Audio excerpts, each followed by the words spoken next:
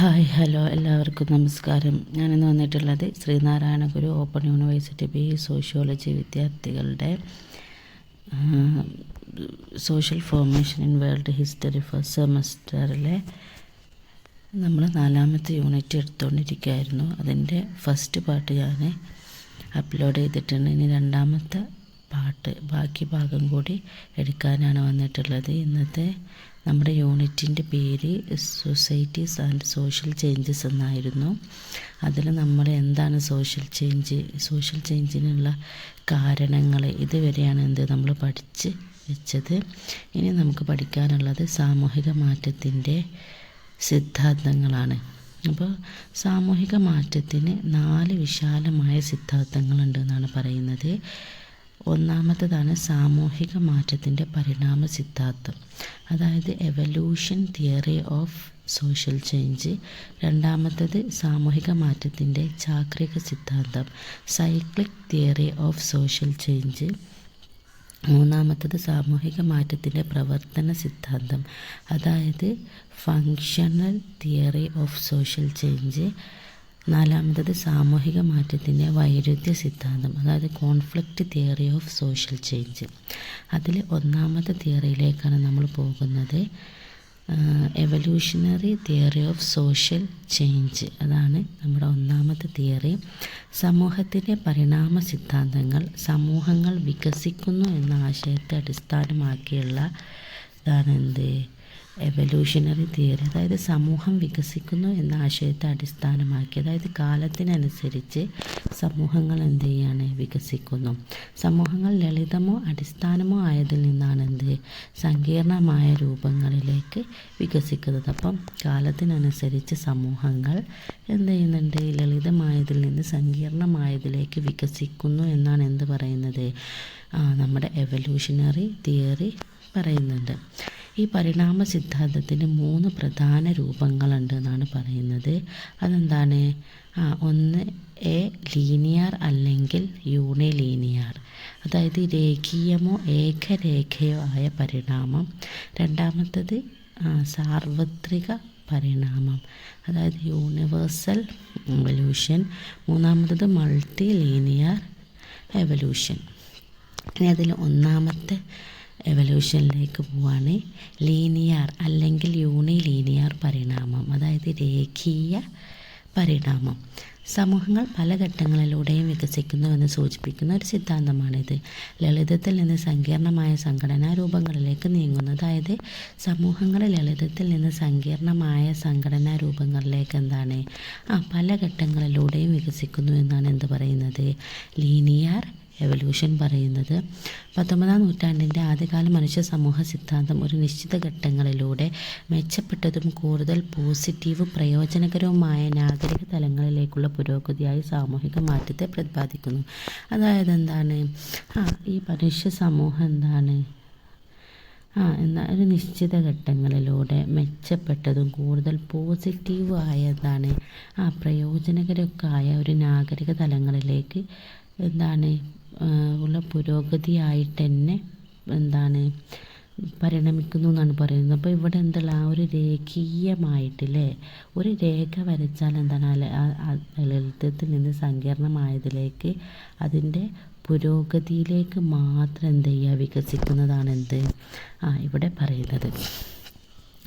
ഇനി ബി ആണ് സാർവത്രിക പരിണാമം. രേഖീയ പരിണാമത്തിന് സമാനമാണെന്നാണ് പറയുന്നത്. പക്ഷെ അത് കാണുന്നില്ല എന്നാണ് പറയുന്നത്.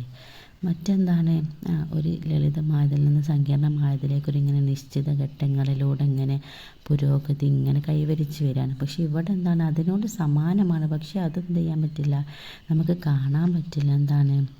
സമൂഹങ്ങൾ സ്വതന്ത്രമായി വികസിക്കുന്നു എന്നാണ് പറയുന്നത്.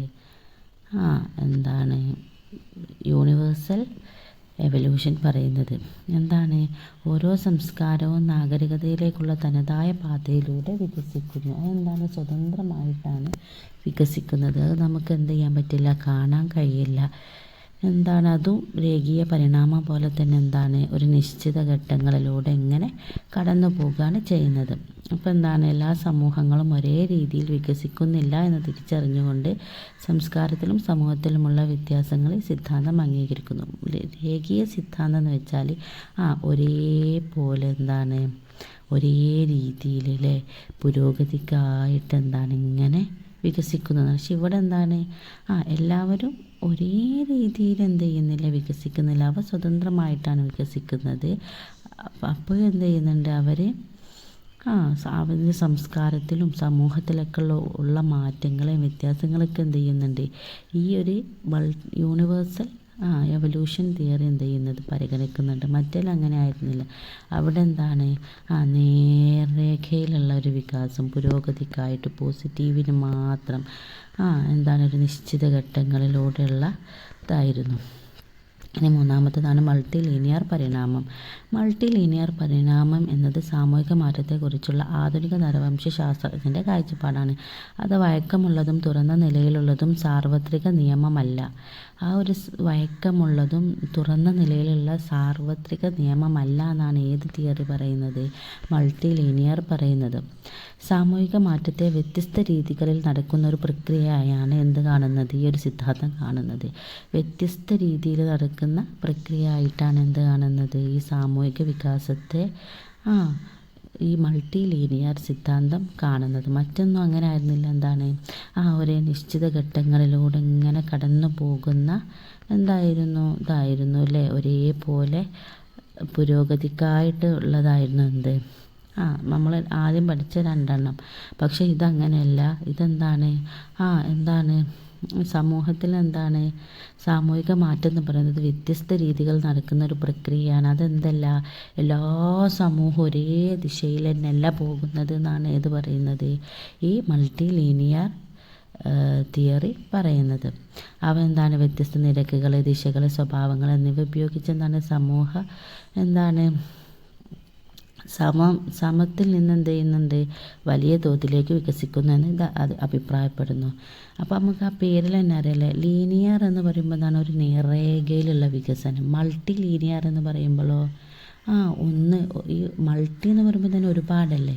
അപ്പോൾ ഒരുപാട് എന്താണ് വ്യത്യസ്ത ദിശകളിലേക്ക് എന്ത് ചെയ്യുന്നുണ്ട്, സമൂഹം വികസിക്കുന്നു. വ്യത്യസ്തമായ എന്താണ് അതുപോലെ തന്നെ ഒരു പോസിറ്റീവ് മാത്രമല്ല ഇതിൽ പറയുന്നത്, എന്താണ് നെഗറ്റീവോ പോസിറ്റീവോ ഒക്കെ ആകാം. ഒരു വശത്തേക്ക് മാത്രമല്ല സമൂഹം ചേഞ്ച് ചെയ്യുക.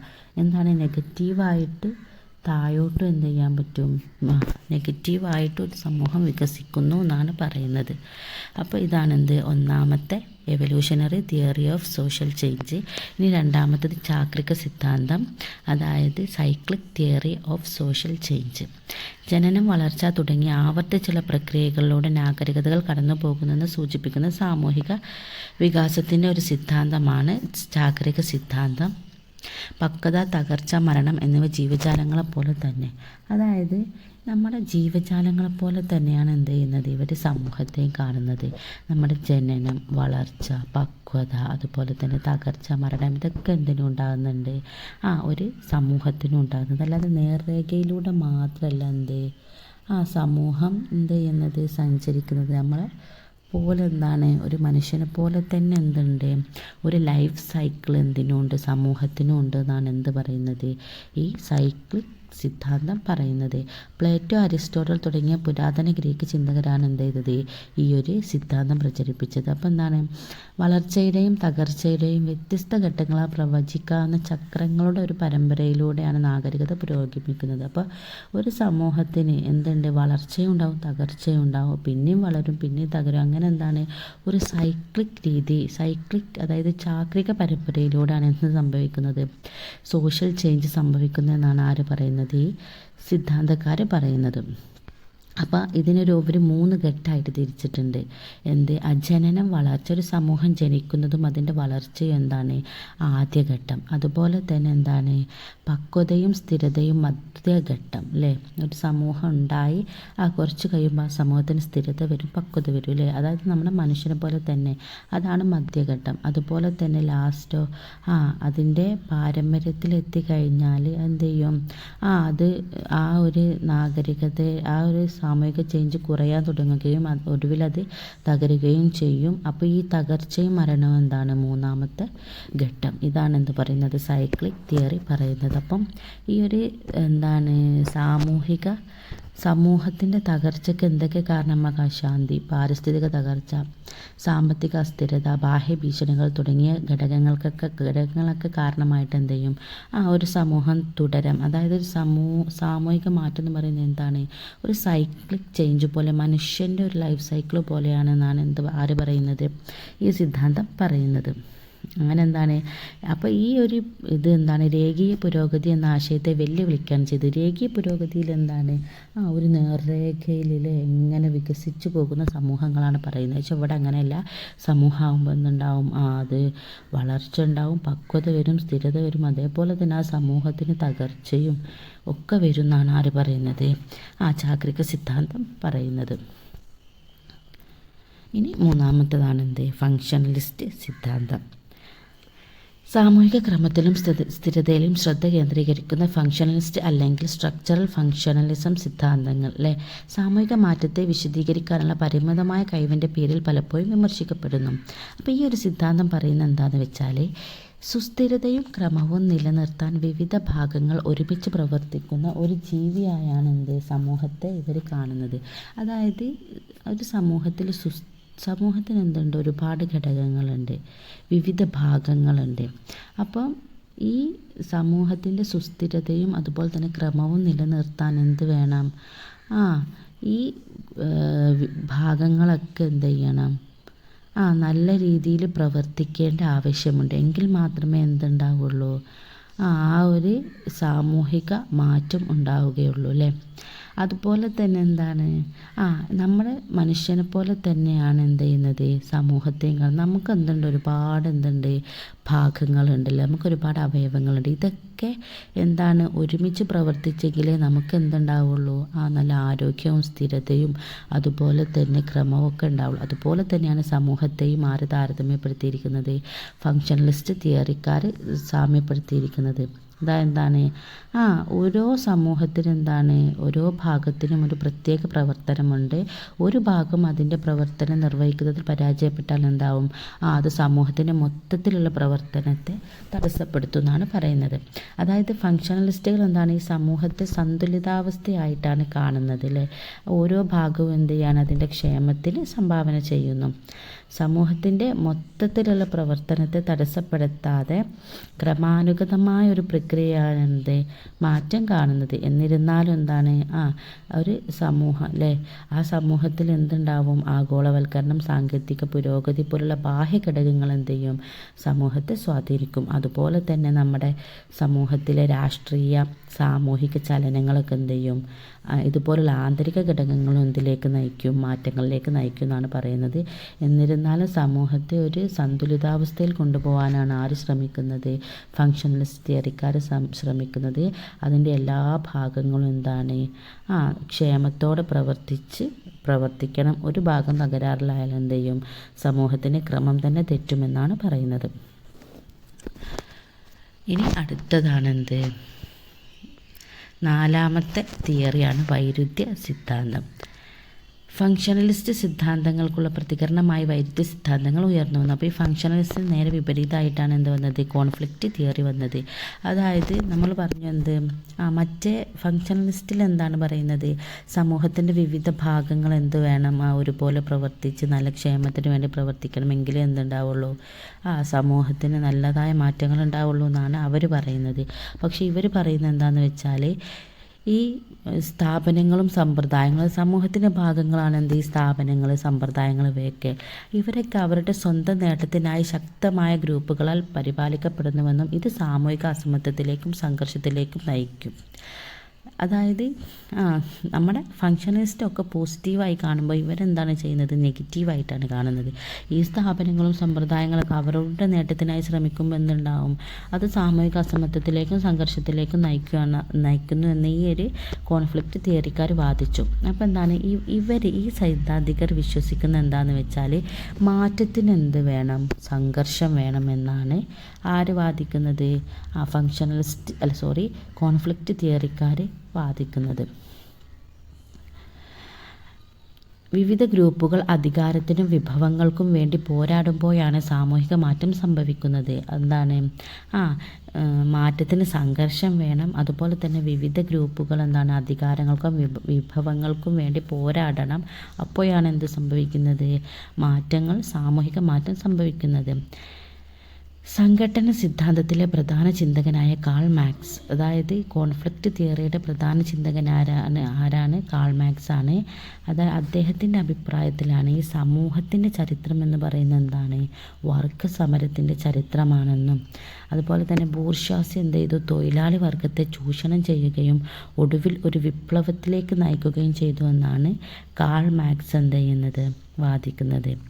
Max Weber, C Wright Mills തുടങ്ങിയ മറ്റ് സൈദ്ധാന്തികർ മാർക്സിൻ്റെ ആശയങ്ങൾ വിപുലീകരിച്ചു എന്നാണ് പറയുന്നത്. സാംസ്കാരികവും രാഷ്ട്രീയവുമായ അധികാരവും സാമൂഹിക അസമത്വവും സംഘർഷവും നിലനിർത്തുന്നതിന് സംഭാവന ചെയ്യുന്നുവെന്ന് വാദിച്ചു. അപ്പോൾ അവർ പറയുന്നത്? നമ്മുടെ സമൂഹത്തിലെ വിവിധ ഗ്രൂപ്പുകളൊക്കെ അധികാരത്തിനും വിഭവങ്ങൾക്കും വേണ്ടി മത്സരിക്കണം. അപ്പോൾ അവിടെ സംഘർഷം ഉണ്ടാവും. സംഘർഷത്തിലൂടെ മാത്രമേ സാമൂഹിക മാറ്റം ഉണ്ടാക്കാൻ സാധിക്കൂ എന്നാണ് കോൺഫ്ലിക്റ്റ് തിയറി പറയുന്നത്. അതിൻ്റെ പ്രധാന ആളാരായിരുന്നു? കാൾ മാർക്സ് ആയിരുന്നു. അങ്ങനെ ഈ 4 നല്ല പ്രധാനമായിട്ടുള്ള സാമൂഹിക മാറ്റത്തിൻ്റെ തിയറി. ഇനിയൊരു 4 കൂടി പഠിക്കാനുണ്ട് കേട്ടോ. 5-മത്തേതാണ് സാമൂഹിക മാറ്റത്തിൻ്റെ മാർക്സിസ്റ്റ് വ്യാഖ്യാനം, അതായത് Marxist interpretation of social change. Karl മാർക്സും ഫ്രെഡറിക് എംഗൽസും ജർമ്മൻ തത്വചിന്തകരും സാമൂഹിക സൈദ്ധാന്തികരും ചരിത്രപരവും സാമൂഹികവുമായ മാറ്റങ്ങളുടെ വിവിധ സിദ്ധാന്തങ്ങൾ വികസിപ്പിച്ചെടുത്തു. അപ്പോൾ ഈ കാൾ മാർക്സ് അതുപോലെ തന്നെ ഫ്രെഡറിക് എംഗൽസ് ഇവരൊക്കെ ചരിത്രപരവും സാമൂഹികവുമായ മാറ്റങ്ങളുടെ വിവിധ സിദ്ധാന്തങ്ങൾ വികസിപ്പിച്ചെടുത്തു എന്നാണ് പറയുന്നത്. ചരിത്രത്തെക്കുറിച്ചുള്ള അവരുടെ ഭൗതികവാദ സങ്കല്പം ചരിത്രപരമായ ഭൗതികവാദം എന്നും അറിയപ്പെടുന്നു. അപ്പോൾ ഇവരുടെ ഈ ചരിത്രപരമായിട്ടുള്ള സങ്കല്പം എന്താണ് അറിയപ്പെടുന്നത്? ചരിത്രപരമായ ഭൗതികവാദം എന്നാണ് അറിയപ്പെടുന്നത്. ഒരു സമൂഹത്തിൻ്റെ ഉൽപ്പാദന രീതി ആശയങ്ങൾക്കോ ബോധത്തിനോ പകരം അതിൻ്റെ ഓർഗനൈസേഷനും വികാസത്തെയും നിർണ്ണയിക്കുന്നുവെന്ന് വാദിച്ചു. വൈരുദ്ധ്യാത്മക ഭൗതികവാദവും അവർ വികസിപ്പിച്ചെടുത്തു. ഇത് വിരുദ്ധ പ്രബന്ധങ്ങളുടെയും വിരുദ്ധതകളുടെയും തുടർച്ചയായി ചരിത്രം വൈരുദ്ധ്യാത്മകമായി വികസിക്കുന്നുവെന്ന് വാദിച്ചു. അതായത് അവർ പറയുന്നത് എന്താണെന്ന് വെച്ചാൽ ഈ ചരിത്രവും സാമൂഹികവുമായ മാറ്റത്തിൻ്റെ സിദ്ധാന്തങ്ങൾ അവർ വികസിപ്പിച്ചെടുത്തു. അതിനാണ് പറയുന്നത്? ചരിത്രപരമായ ഭൗതികവാദം എന്ന് പറയുന്നത്. പിന്നെ പറയുന്നത് ഈ സമൂഹത്തിൻ്റെ ഉൽപ്പാദന രീതി ഈ ആശയങ്ങൾക്കോ ബോധത്തിന് ഇതിനൊക്കെ പകരം അതിൻ്റെ ഓർഗനൈസേഷനെയും, അതായത് അതിൻ്റെ സംഘാടനത്തെയും വികാസത്തെയും നിർണ്ണയിക്കുന്നു എന്നാണ് ആര് വാദിച്ചത്? ഈ ചരിത്രപരമായ ഭൗതികവാദികളിലെ കാൾ മാർക്സും എംഗൽസും ഒക്കെ വാദിച്ചത്. ഇനി മാർക്സും എംഗൽസും സാമ്പത്തിക വികസനത്തിൻ്റെ ഘട്ടങ്ങളെ കുറിച്ചുള്ള ആശയം അവതരിപ്പിച്ചു. അത് സാങ്കേതികവും സാമൂഹികവുമായ ക്രമീകരണങ്ങൾ കാരണം പരസ്പരം കെട്ടിപ്പടുക്കുന്നു. പിന്നെ അവരെന്തും ചെയ്തു? ഈ സാമ്പത്തിക വികസനത്തിൻ്റെ വിവിധ ഘട്ടങ്ങളെക്കുറിച്ച് അവർ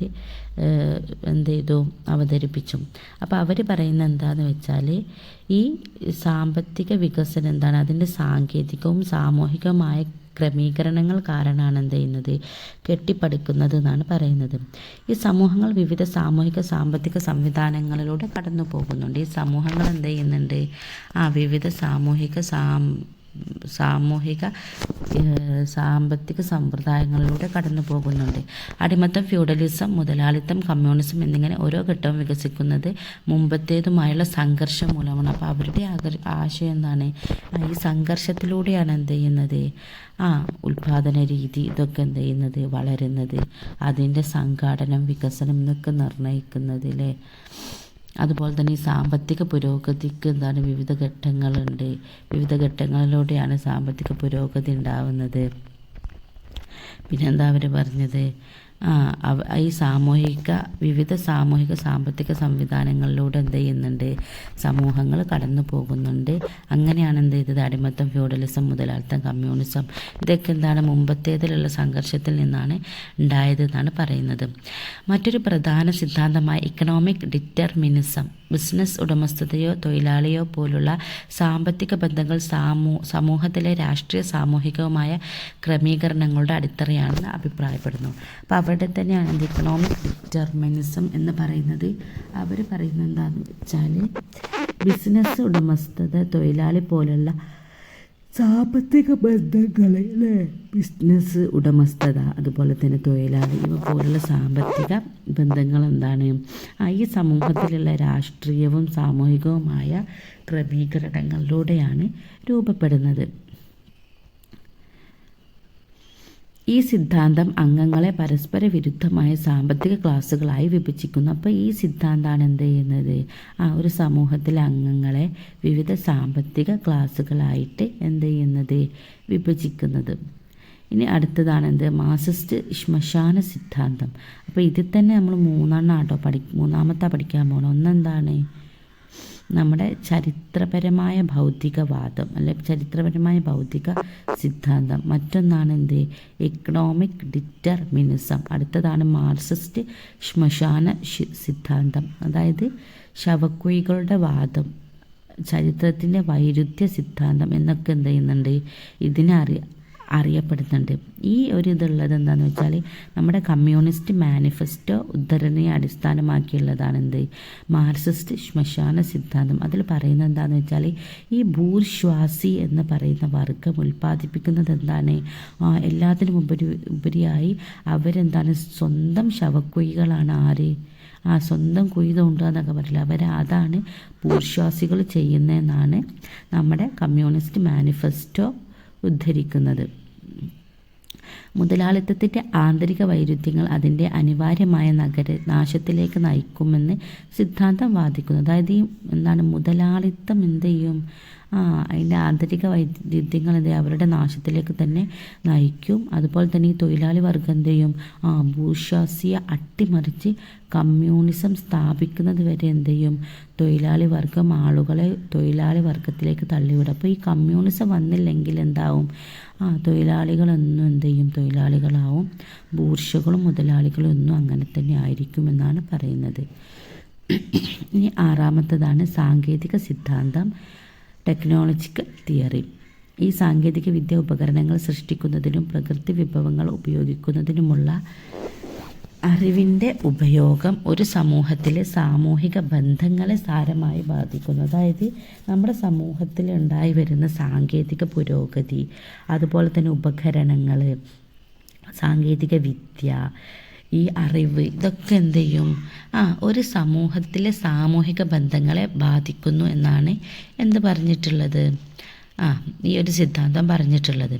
മാർക്സിസ്റ്റ് സിദ്ധാന്തം വാദിക്കുന്നത് സാങ്കേതിക വികസനം ഉൽപാദന രീതിയെയും സാമ്പത്തിക വ്യവസ്ഥയെ രൂപപ്പെടുത്തുന്ന ബന്ധങ്ങളെയും സ്ഥാപനങ്ങളെയും നിർണ്ണയിക്കുന്നു എന്നാണ്. അപ്പോൾ ഈ മാർക്സിസ്റ്റ് സിദ്ധാന്തം എന്താണ് വാദിക്കുന്നത്, ഈ ഒരു സാങ്കേതിക പുരോഗതി അല്ലെങ്കിൽ സാങ്കേതിക വികസനം എന്തിനൊക്കെ നിർണ്ണയിക്കും, ഉൽപാദന രീതിയെയും സാമ്പത്തിക വ്യവസ്ഥയെ രൂപപ്പെടുത്തുന്ന ബന്ധങ്ങളെയും സ്ഥാപനങ്ങളെയും നിർണ്ണയിക്കുന്നു എന്നാണ് പറയുന്നത്. എന്നൊരു എക്സാമ്പിൾ ഇതിൽ പറയുന്നുണ്ട്.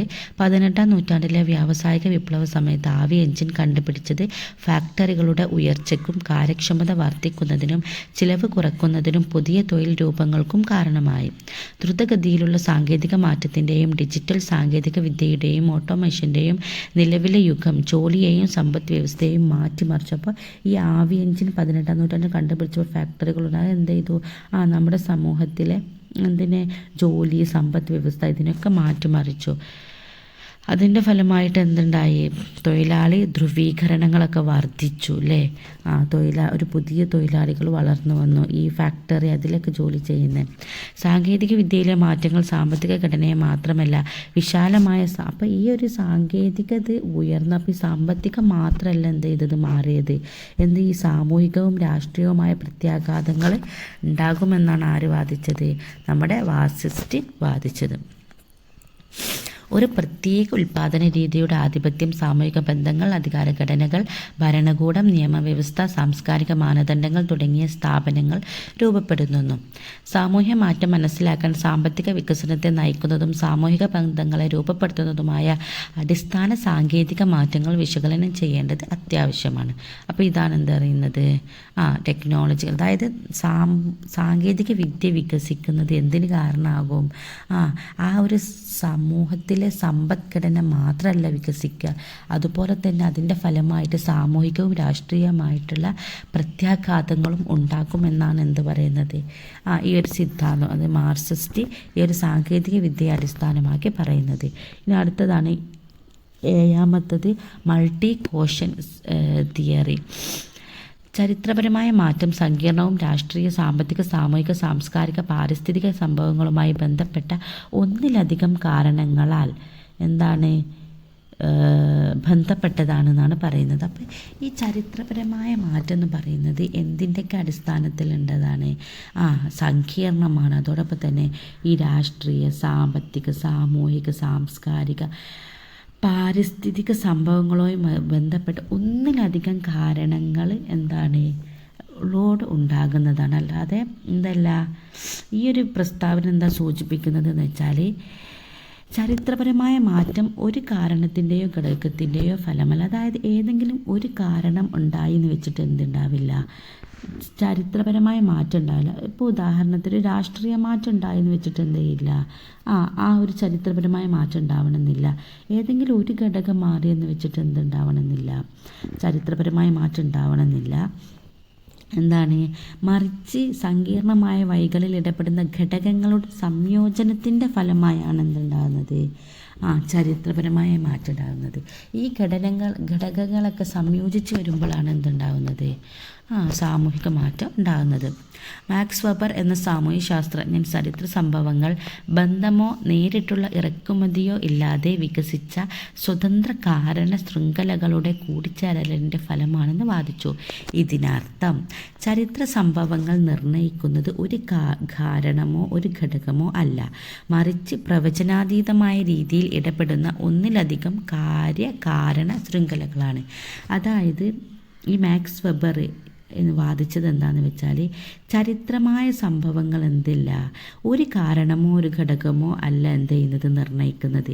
അതെന്താണ്, ഈ പ്രവചനാതീതമായി നമുക്ക് പ്രവചിക്കാൻ പോലും കഴിയാത്ത രീതിയിൽ ഒന്നിലധികം കാരണ ഇത് സംയോജിച്ച് വരുമ്പോഴാണ് വരുന്നത്, നമുക്ക് സാമൂഹിക മാറ്റം, ചരിത്രപരമായ മാറ്റം ഉണ്ടാകുന്നതാണ് മൾട്ടി കോഷൻ തിയറി പറയുന്നത്. അതിന് അവർ ഉദാഹരണം കൊടുക്കുന്നത് എന്താണെന്ന് വെച്ചാൽ, ഈ 1-ാം ലോക മഹായുദ്ധം പൊട്ടിപ്പുറപ്പെട്ടത് ഏതെങ്കിലും ഒരു കാരണമായിട്ടല്ല.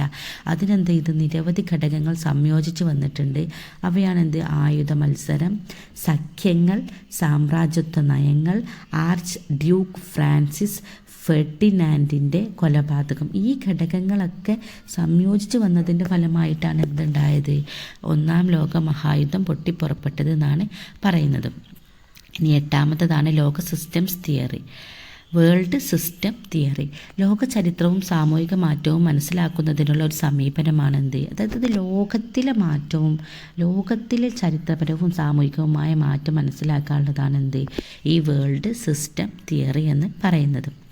ആഗോള സാമ്പത്തിക വ്യവസ്ഥയെ വിശകലനം ചെയ്യേണ്ടതിൻ്റെ പ്രാധാന്യവും സാമൂഹിക ബന്ധങ്ങളിലും ചരിത്രപരമായ മാറ്റങ്ങളിലും അതിൻ്റെ സ്വാധീനവും ഊന്നിപ്പറയുന്നു. ഇത് ലോകത്തെ പ്രധാന രാജ്യങ്ങൾ, പരിധിയിലുള്ള രാജ്യങ്ങൾ, ചുറ്റളവ് രാജ്യങ്ങൾ, അതായത് നമ്മുടെ ഈ ലോകത്തിൻ്റെ ആഗോള സാമ്പത്തിക വ്യവസ്ഥയെ വിശകലനം ചെയ്യണം അല്ലേ. സാമൂഹിക ബന്ധങ്ങളിലും ചരിത്രപരമായ മാറ്റങ്ങളിലും അതിൻ്റെ സ്വാധീനം ഊന്നിപ്പറയുന്നു എന്നാണ് പറയുന്നത്. അപ്പോൾ നമ്മുടെ ഈ ലോകത്ത് ഇതിൻ്റെ അടിസ്ഥാനത്തിൽ, ഈ ഒരു സിദ്ധാന്തത്തിൽ, ലോക സിസ്റ്റം തിയറിയുടെ അടിസ്ഥാനത്തിൽ എന്തായിട്ടുണ്ട്, 3ആയിട്ട് തരംതിരിച്ചിട്ടുണ്ട്. അതാണ് പ്രധാന രാജ്യങ്ങൾ, അതായത് കോർ കൺട്രീസ്, അർദ്ധപരിധിയിലുള്ള രാജ്യങ്ങൾ, അതായത് semi peripheral countries and peripheral countries എന്നിങ്ങനെ എന്തായിട്ടുണ്ട്, 3ആയിട്ട് വിഭജിച്ചിട്ടുണ്ട്. എന്തിൻ്റെ അടിസ്ഥാനത്തിൽ, വേൾഡ് സിസ്റ്റം തിയറി, അതായത് നമ്മുടെ ആഗോള സാമ്പത്തിക വ്യവസ്ഥ വിശകലനം ചെയ്തതിൻ്റെ അടിസ്ഥാനത്തിൽ എന്തായിട്ട് നമ്മൾ ലോകത്തെ 3ആയിട്ട് തരംതിരിച്ചിട്ടുണ്ട്. അപ്പോൾ പ്രധാന രാജ്യങ്ങൾ എന്ന് പറഞ്ഞാൽ എന്താ, ഉയർന്ന നൈപുണ്യമുള്ള, അതായത് കോർ കൺട്രീസ് എന്ന് പറയുന്നത് ഉയർന്ന നൈപുണ്യമുള്ളതും അതുപോലെ തന്നെ മൂലധന ഇൻറ്റൻസീവ് ഉൽപ്പാദനത്തിലും അർദ്ധപരിധിയിലുള്ള രാജ്യങ്ങൾ കുറഞ്ഞ നൈപുണ്യമുള്ള തൊഴിൽ ഇൻറ്റൻസീവ് ഉൽപ്പാദനത്തിലും ശ്രദ്ധ കേന്ദ്രീകരിക്കുന്നു എന്നാണ് പറയുന്നത്. ഉയർന്ന രാജ്യങ്ങൾ എന്താ ചെയ്യുക, അവർ ഉയർന്ന നൈപുണ്യമുള്ള മൂലധനത്തിലാണ് അവരെന്ത് ചെയ്യുക, ശ്രദ്ധ കേന്ദ്രീകരിക്കുക. പക്ഷേ നമ്മുടെ സെമി പെരിഫറൽ കൺട്രീസോ കുറഞ്ഞ നൈപുണ്യമുള്ള ഈ തൊഴിലിലാണ് എന്ത് ചെയ്യുക, ശ്രദ്ധ കേന്ദ്രീകരിക്കുക എന്നാണ് പറയുന്നത്. സാമൂഹ്യ ശാസ്ത്രജ്ഞനായ ഇമ്മാനുവൽ വാലർസ്റ്റൈൻ ഈ സിദ്ധാന്തം വികസിപ്പിച്ചെടുത്തു. അതായത് ഈ ലോക സിസ്റ്റംസ് തിയറി അല്ലെങ്കിൽ വേൾഡ് സിസ്റ്റം തിയറി ആഗോള സാമ്പത്തിക വ്യവസ്ഥയിലെ ചരിത്രപരമായ മാറ്റത്തെയും സാമൂഹിക ബന്ധങ്ങളിൽ അതിൻ്റെ സ്വാധീനത്തെയും കണ്ടെത്തുന്നു.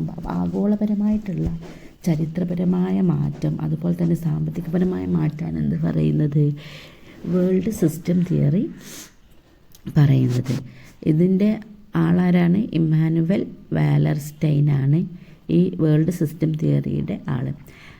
17-ാം നൂറ്റാണ്ടിൽ നെതർലാൻഡ്സും 19-ാം നൂറ്റാണ്ടിൽ ബ്രിട്ടനും 1-ാം ലോക മഹായുദ്ധത്തിനു ശേഷം അമേരിക്കയും കേന്ദ്രീകരിച്ച് ലോക വ്യവസ്ഥകളിലെ സാമ്പത്തിക ശക്തിയുടെ മാറിക്കൊണ്ടിരിക്കുന്ന കേന്ദ്രങ്ങളെ ഈ സിദ്ധാന്തം എടുത്തു കാണിക്കുന്നു. അപ്പോൾ ഇത്രയാണെന്ത് നമ്മുടെ ബാക്കി ഭാഗം. ഇതോടെ എന്ത് ചെയ്തു, നമ്മുടെ യൂണിറ്റ് കഴിഞ്ഞിട്ടുണ്ട്. ഇനി അതിന് പിറകിലുള്ള ഒബ്ജക്റ്റീവ് ക്വസ്റ്റ്യൻസും കൂടി നോക്കിയിട്ട് എന്ത് ചെയ്യാം, നമുക്ക് യൂണിറ്റ് വൈൻഡപ്പ് ചെയ്യാം. ഒന്നാമത്തെ ചോദ്യം എന്താണ്, സാമൂഹിക മാറ്റത്തിൻ്റെ കാരണങ്ങൾ എന്തൊക്കെയാണ്? സാങ്കേതിക മുന്നേറ്റങ്ങൾ, സാമ്പത്തിക പുരോഗതികൾ, രാഷ്ട്രീയ പ്രസ്ഥാനങ്ങൾ, ഡെമോഗ്രാഫിക് ഷിഫ്റ്റുകൾ, പാരിസ്ഥിതിക ഘടകങ്ങൾ, സാംസ്കാരിക പരിവർത്തനം. രണ്ടാമത്തത്, സാമൂഹിക മാറ്റത്തിൻ്റെ പരിണാമ സിദ്ധാന്തം എന്താണ്? സമൂഹം കാലക്രമേണ വികസനത്തിൻ്റെ ഘട്ടങ്ങളിലൂടെ മുന്നേറുന്നു. ഇതാണെന്ത്, എവല്യൂഷണറി തിയറി.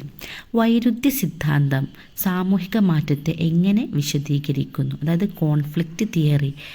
വിവിധ സാമൂഹിക ഗ്രൂപ്പുകൾ തമ്മിലുള്ള അധികാര പോരാട്ടങ്ങളുടെയും സംഘട്ടനങ്ങളുടെയും ഫലമായി സാമൂഹിക മാറ്റം ഉണ്ടാകുന്നു എന്നാണ് കോൺഫ്ലിക്റ്റ് തിയറി പറയുന്നത്.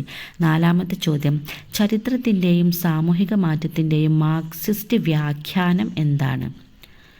അതായത് നാലാമത്തത് പറയുന്നത് വർഗസമരവും വിവിധ ഉൽപാദന രീതികൾ തമ്മിലുള്ള പരിവർത്തനവുമാണ് സാമൂഹിക മാറ്റത്തിന് കാരണമായത്. അഞ്ചാമത്തത്, സാങ്കേതിക സിദ്ധാന്തം സാമൂഹിക മാറ്റത്തെ എങ്ങനെ വിശദീകരിക്കുന്നു? 5. ഉത്തരം, സാങ്കേതിക മുന്നേറ്റങ്ങൾ സാമൂഹിക പരിവർത്തനങ്ങളെ നയിക്കുകയും സാമൂഹിക ഘടനകളെ രൂപപ്പെടുത്തുകയും ചെയ്യുന്നു. 6. സാമൂഹിക മാറ്റവുമായി ബന്ധപ്പെട്ട ഒന്നിലധികം കാരണ സിദ്ധാന്തം എന്താണ്? അതായത് മൾട്ടി കോഷൻ തിയറിയാണ് ചോദിക്കുന്നത്. എന്താണ്? സാങ്കേതിക ശാസ്ത്രം, സാമ്പത്തിക ശാസ്ത്രം, രാഷ്ട്രീയം, സംസ്കാരം എന്നിവയുൾപ്പെടെ വിവിധ ഘടകങ്ങളുടെ സംയോജനമായാണ് സാമൂഹിക മാറ്റത്തെ വിശദീകരിക്കുന്നത്. ഇനി 7. ലോക സിസ്റ്റം സിദ്ധാന്തം സാമൂഹിക മാറ്റത്തെ എങ്ങനെ കാണുന്നു? അതായത് വേൾഡ് സിസ്റ്റം തിയറി. ആഗോള പരസ്പര ബന്ധവും പെരിഫറൽ രാജ്യങ്ങളുടെ മേൽ ചില പ്രധാന രാജ്യങ്ങളുടെ ആധിപത്യവുമായാണ് എന്ത് കാണുന്നത്, സാമൂഹിക മാറ്റം നയിക്കുന്നത് എന്നാണ് പറയുന്നത്. 8. ജനസംഖ്യാപരമായ ഷിഫ്റ്റുകൾ, അതായത് ഡെമോഗ്രാഫിക് ഷിഫ്റ്റുകൾ എന്ന് നമ്മൾ പറഞ്ഞില്ലേ, സാമൂഹിക മാറ്റത്തിന് എങ്ങനെ സംഭാവന ചെയ്യുന്നു?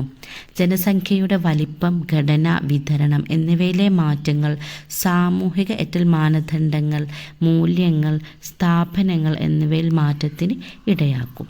അപ്പോൾ ഇത്രയാണ് നമ്മുടെ യൂണിറ്റ്. ഇതോടെ ചെയ്തിരിക്കുന്നു, ബ്ലോക്ക് 1-ലെ 4 യൂണിറ്റുകളും കംപ്ലീറ്റ് ചെയ്തിട്ടുണ്ട്. എല്ലാവരും എന്ത് ചെയ്യുക, ആ വീഡിയോസൊക്കെ കണ്ട് നല്ല രീതിയിൽ പഠിച്ച് പരീക്ഷ എഴുതുക. ഇനി അടുത്തത് 2ാമത്തെ ബ്ലോക്കുമായിട്ട് ഞാൻ അടുത്ത ദിവസം വരുന്നതായി.